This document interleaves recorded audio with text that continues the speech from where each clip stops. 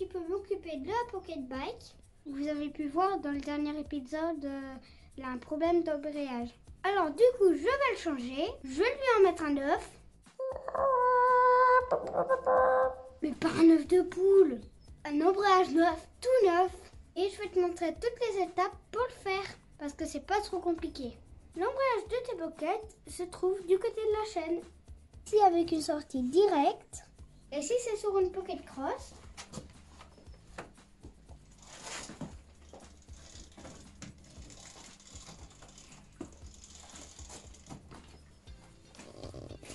tu as le boîtier de transmission. Je vais commencer à déposer la protection de chaîne. Merci stagiaire.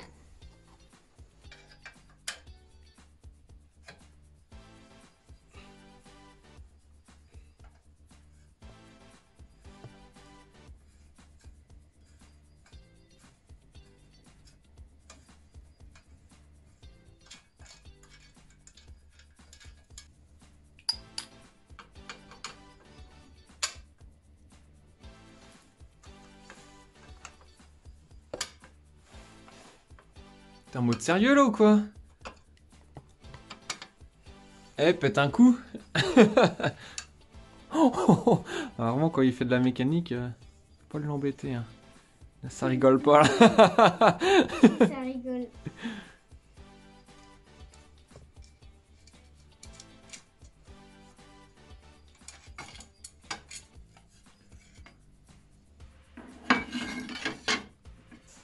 Alors l'embrayage, il est juste derrière cette cloche. Il faut enlever les 4 vis.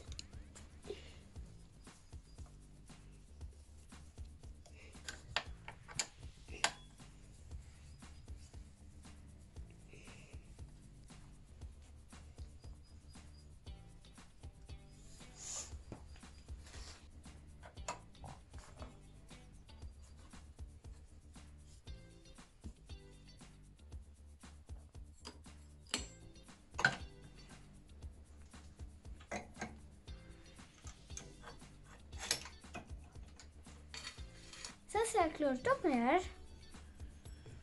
Tu veux voir comment elle est? Oh, elle a dû chauffer celle-ci. Hein. Ouais, elle est pas mal bleuie. Hein. Et ça, c'est le système d'embrayage. Bon, j'ai pas la même pièce, alors on va remettre en état celui-ci. Et comment tu veux le remettre en état celui-ci, Armand? Ben, on va retravailler les garnitures. Retravailler les garnitures? Oui. D'accord. Le mieux, c'est de le faire avec une clé à choc. Ah, ben voilà.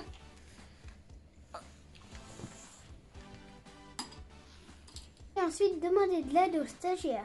Donc, si vous n'avez pas de clé à choc, n'hésitez pas à pincer l'embrayage avec soit une clé à filtre ou de toute autre façon. Hein. Évitez les tournevis qui iraient casser un peu les bords ici. Il faut faire attention parce que les bords ici du carter sont quand même un petit peu fragiles, donc méfiez-vous. Le principal, c'est de bloquer le moteur pour y arriver. Donc une fois que vous avez enlevé la vis qu'Armand vient d'enlever là avec la clé à choc, hop, vous allez avoir votre embrayage et il est monté avec un assemblage conique, c'est-à-dire que votre vilebrequin qui est ici là a une forme conique et l'embrayage donc vient se mettre en conique dessus. Donc plus vous serrez la vis, plus l'embrayage se serre sur le vilebrequin. Donc généralement c'est très costaud à enlever.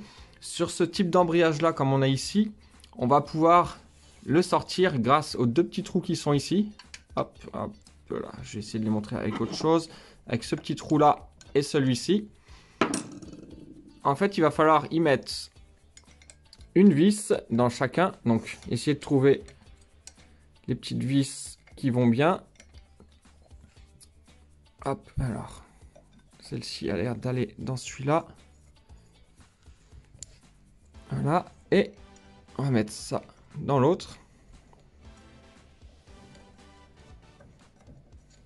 Et en fait, ces deux vis, en les serrant, elles vont servir en fait comme un arrache volant. Hop, là je l'emmène à fond. Hop, alors j'ai l'impression que la deuxième, celle-ci, elle est foirée, donc je vais essayer d'en trouver une autre. Ouais, elle est pas en forme celle-ci. Je vais en prendre une autre. Ah, ça se trouve, on peut le faire avec juste une. Regarde.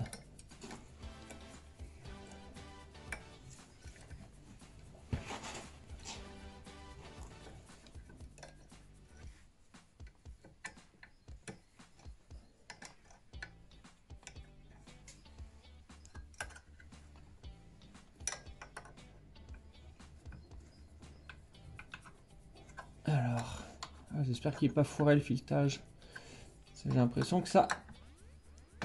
Hop là! Bah voilà, avec juste une seule vis, ça suffit. Hop, là, on la renlève. Vous voyez, en fait, elle ressort de l'embrayage et elle vient se mettre en appui, en fait, derrière. Donc, faut pas trop forcer parce que derrière, vous voyez, on vient sur de l'aluminium, ça risque de l'abîmer. Donc, faut y aller quand même mollo. Alors, sur les pockets, il existe plusieurs types de modèles d'embrayage. Donc, vous avez celui-ci, comme on a pu sortir là, sur la pocket de course. Vous avez celui-ci qui est dit renforcé. Donc là, normalement, il y a un ressort aussi ici. Et vous avez le 3 masses.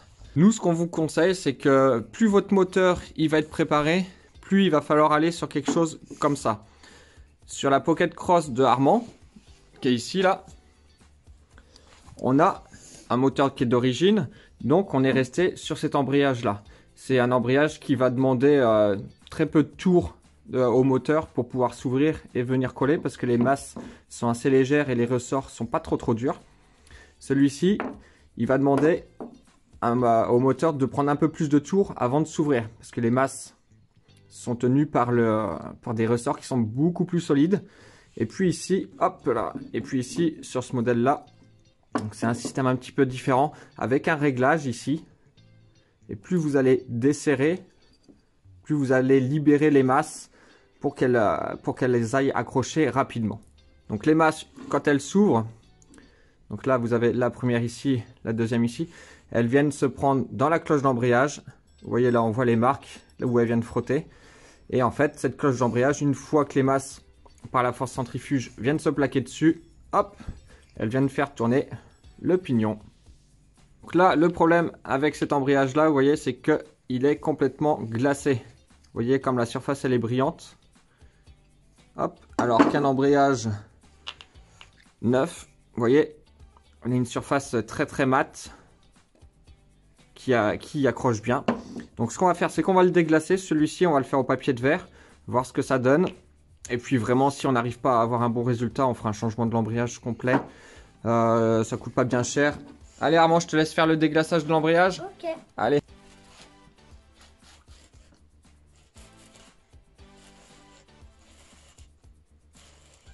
Donc voilà, faut pas trop forcer, hein. C'est juste pour déglacer la petite pellicule qui s'est formée dessus, sur la mâchoire.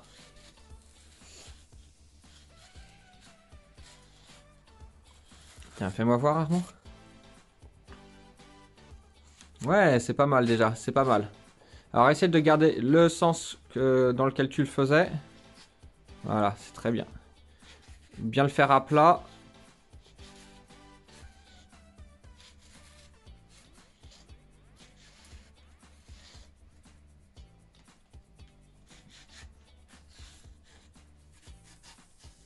Une fois que tu l'as déglacé, il faut surtout pas remettre les doigts dessus.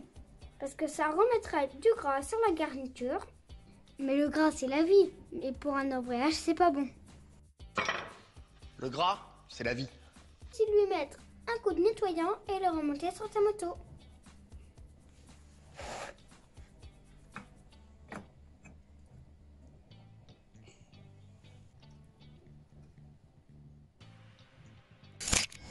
Dans la cloche d'embrayage, tu peux aussi passer un coup de verre.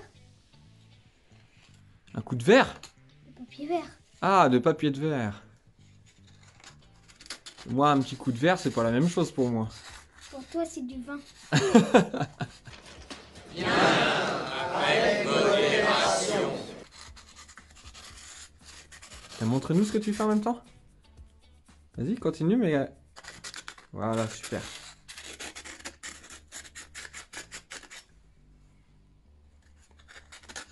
C'est vraiment histoire de déglacer la surface. Et tu remontes ta cloche. Tu mets d'abord la chaîne.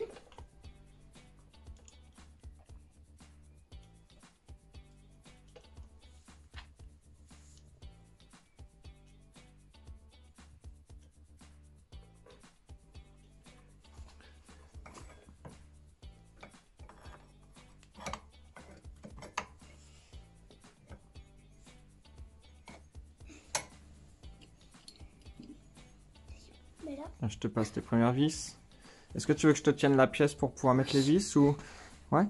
Hop, allez, vas-y. Est-ce qu'on est bien en face là? Non. Là. Voilà, tu me dis.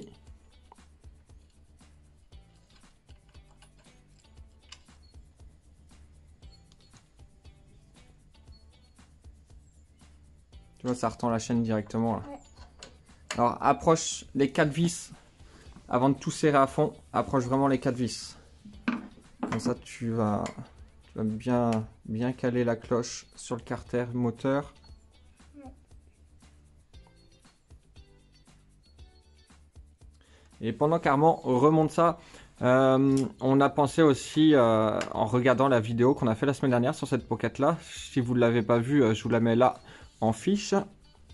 On trouvait que du coup cette petite moto elle avait un très mauvais réglage. Alors il y a un mauvais réglage du carburateur, ça c'est sûr, mais également peut-être un léger manque de puissance, et on va peut-être être obligé d'ouvrir le moteur pour voir si les segments sont en bon état. Moi j'ai l'impression qu'il y a un problème de compression sur ce moteur là, parce que cette petite moto elle a fait pas mal de courses, elle a fait pas mal de roulage avec des adultes dessus, donc forcément ça fait forcer à fond le moteur, et ça se trouve ça lui ferait du bien peut-être d'avoir des petits segments neufs. Et ça on a sur un autre moteur, on a un autre moteur qui est en bon état, peut-être qu'on prendrait dessus segment piston, enfin on verra. Mais c'est pas le sujet là de la vidéo, aujourd'hui c'était juste l'embrayage. Et Armand, qu'est-ce que t'en penses là, il est bien remonté ton embrayage? Oui.